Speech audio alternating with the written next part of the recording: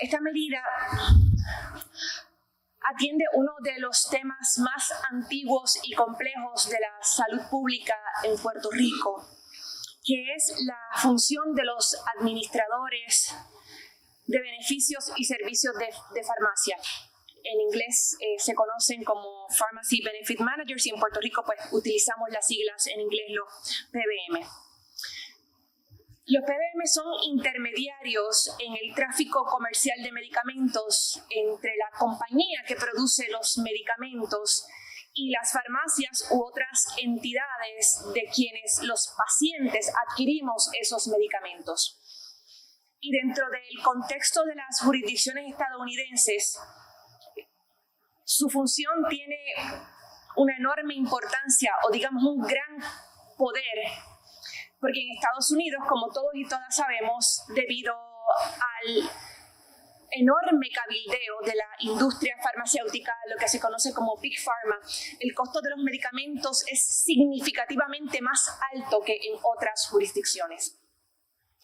Estos intermediarios tienen la capacidad de imponer el precio de medicamento que les parezca, de entregarlos en las condiciones que escojan y de pagarle a las farmacias en los términos que ellos prefieran.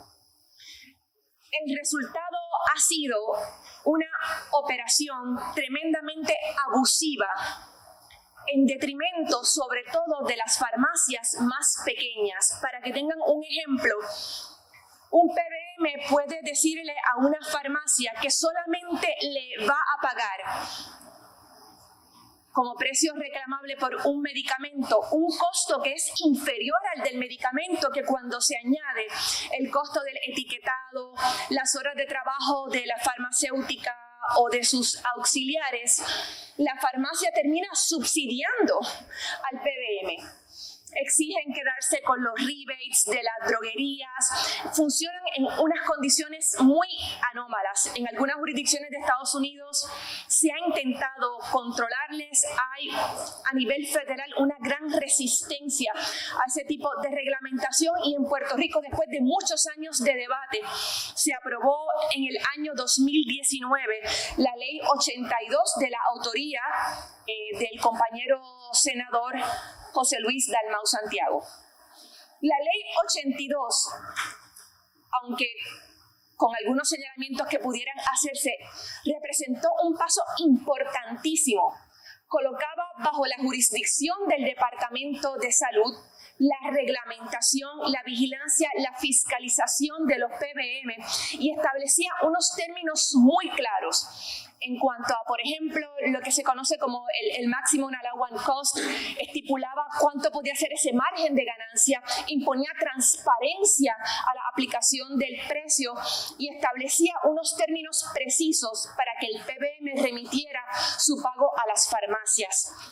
Nota al calce sobre ese tema. El asunto del pago a las farmacias sobre ciertos medicamentos bajo el esquema de Medicare va a sufrir modificaciones importantes el año que viene en perjuicio nuevamente de la farmacia.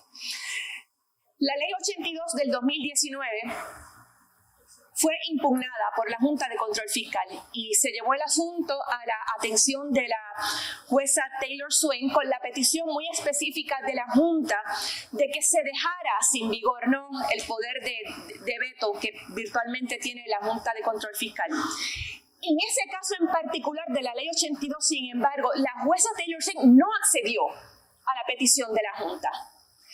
Pidió que la Junta compareciera, estamos hablando de hace ya varios años, en el 2022, si mal no recuerdo, estaban los trámites.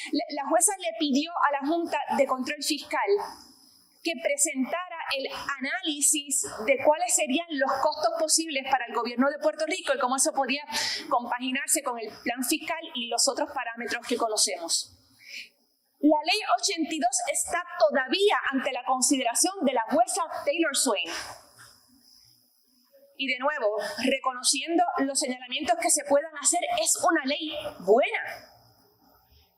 El proyecto que estamos considerando, el proyecto del Senado 656, va a tener el efecto de abandonar a su suerte la Ley 82.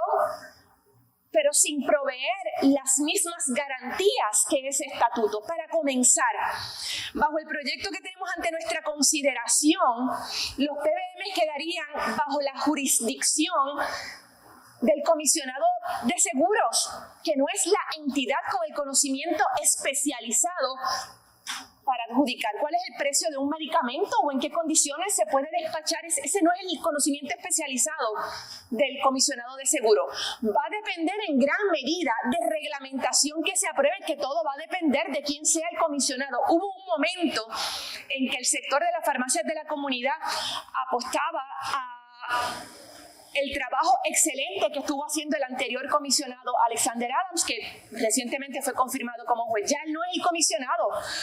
Y por eso esta medida, aunque fue presentada como un proyecto por petición de la Asociación de Farmacias de la Comunidad, la realidad es que existe un disenso en el sector.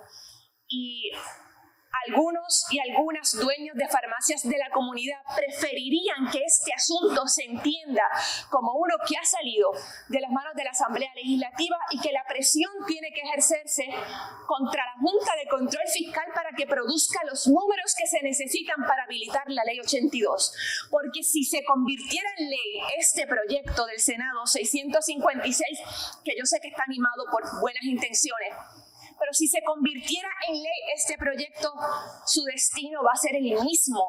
Va a terminar impugnado por la Junta, va a terminar ante el tribunal de la jueza Taylor Swain y nos quedamos exactamente en el mismo lugar, esperando a que la Junta haga lo que le corresponde. De nuevo, reconociendo las virtudes que tiene la Ley 82, que no tiene el proyecto del Senado 656. La Ley 82 establece unos términos mucho más definidos, mucho más claros, protege más a las farmacias de la comunidad y reconoce ese conocimiento especializado que, insisto, lo tiene el Departamento de Salud, no lo tiene la oficina del comisionado o comisionada de seguros. Por esa razón, la delegación del Partido Independentista, que en su momento apoyó el proyecto que se convirtió en la Ley 82 del 2019, votará en contra del PDLS 650.